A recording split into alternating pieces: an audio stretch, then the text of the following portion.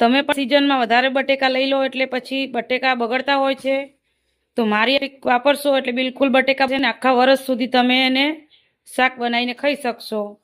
તો સ્વાગત છે તમારું આરબી ઠાકોર કુકિંગ ચેનલમાં। તો આજે આપણે બટેકાની કાતરી પાડીશું, જેને આપણે સૂકવી અને રાખીશું અને આપણે ગમે ત્યારે જ્યારે શાક કરવું હોય ત્યારે કરી શકાય। તો નાની સાઈઝના મેં અહીંયા બટેકા લઈ લીધા છે। હંમેશા શાક કરવા માટે જ્યારે કાતરી બનાવવી હોય ત્યારે નાની સાઈઝના બટેકા જોઈએ। આવડી સાઈઝના હોય તો એ ચાલે ને આવડી સાઈઝના હોય તો ચાલે, પણ બહુ મોટી સાઈઝના નહીં લેવાના। તો હવે આપણે આની કાતરી પાડીશું। તો ચાલો હું તમને બતાવું કે કઈ રીતની પાડવાની છે। છો આ રીતની આપણે આની કાતરી પાડવાની છે, આટલી જાડી રાખવાની છે। છાલ ઉતારવાની કંઈ જરૂર નથી, કેમ કે નાના બટેકા છે એટલે છાલ ઉતારતા બહુ વાર લાગે। અને જો તમારે ઉતારવી હોય તો ઉતારી શકો, પણ હું તો કાયમ એમને જ બનાવું છું, ક્યારેય છાલ ઉતારીને નથી બનાવતી। આ રીતે કાતરી પાડતું જવાનું ડાયરેક્ટ પાણીમાં જ। આ તો તમને હું બતાવું છું એટલા માટે। તો બધા જ બટેકાની કાતરી આપણે આ રીતે પાડી લઈશું। આપણે બધી કાતરી આ રીતે પાડી લીધી છે।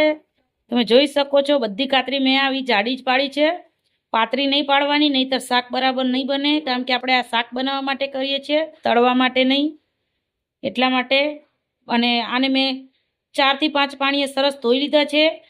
જ્યાં સુધી આપણે ધોઈએ અને પાણી ડોળું થાય ત્યાં સુધી ધોવાના, એટલે 4 થી 5 વખત આપણે પાણીથી ધોઈએ એટલે સરસ આપણી આ રીતે પાણી ચોખ્ખું થઈ જાય। એટલે હવે આપણે આને બાફી નાખીશું।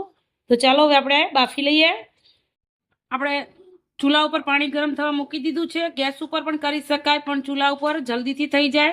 જો તમારો ચૂલો ના હોય તો ગેસ ઉપર કરી શકો છો, નહીતર ચૂલા ઉપર જ કરવાનું। હવે આપણે આમાં સ્વાદ પ્રમાણે મીઠું નાખીશું। મીઠું થોડુંક વધારે નાખવાનું, કેમ કે બધી વેફર આપણે આમાં બાફવાની છે।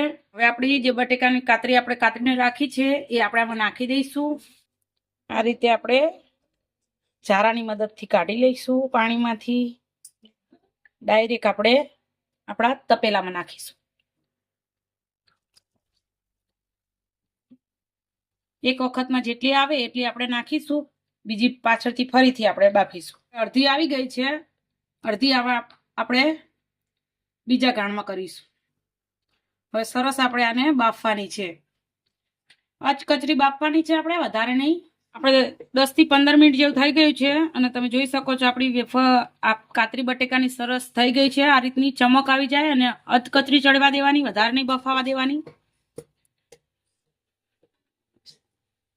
જોઈ શકો છો। હવે આપણે આને સૂકવી દઈશું।